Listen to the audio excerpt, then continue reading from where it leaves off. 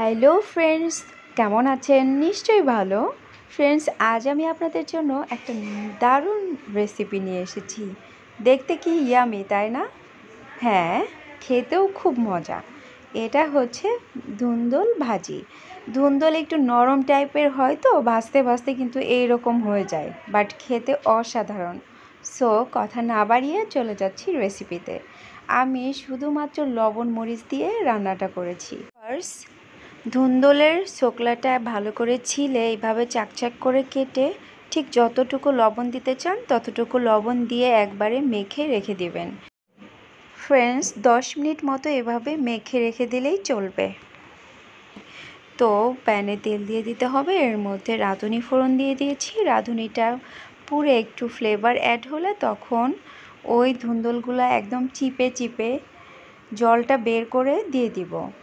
Viewers, দেখেন লবণ দিয়ে মেখে রাখার জন্য কতখানি জল বের হয়েছে। এটা সহ ভাজলে কিন্তু একদম ঘন্ট হয়ে যেত। সো এইভাবে প্রসেসটা করলে টেস্টি হয়। ভিউয়ার্স, আমি সামান্য মরিচ আর হলুদ অ্যাড করেছি। অবশ্যই মরিচ হলুদটা একটু পরিমাণ মতো দিবেন।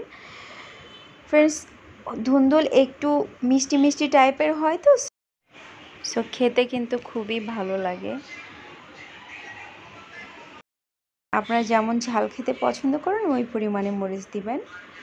আর লবণ কিন্তু আমি আর পরে দিই নাই, একবারে দিয়ে মেখে রেখেছিলাম।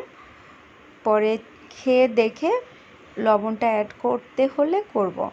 ভিউয়ার্স, এভাবে ভাজতে হবে একটু সময় নিয়ে।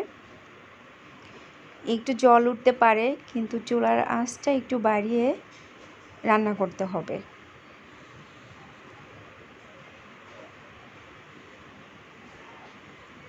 ঠিক এইরকম হয়ে যাবে, ঘন্ট টাইপের, কিন্তু গলবে না, একদম গলে যাবে না। এরকম হয়ে গেলে তখন নামিয়ে নেবেন লবণ ঝাল টেস্ট করে। ভিউয়ার্স, দেখেন কি দারুণ দেখতে হয়েছে আর খেতে অসাধারণ।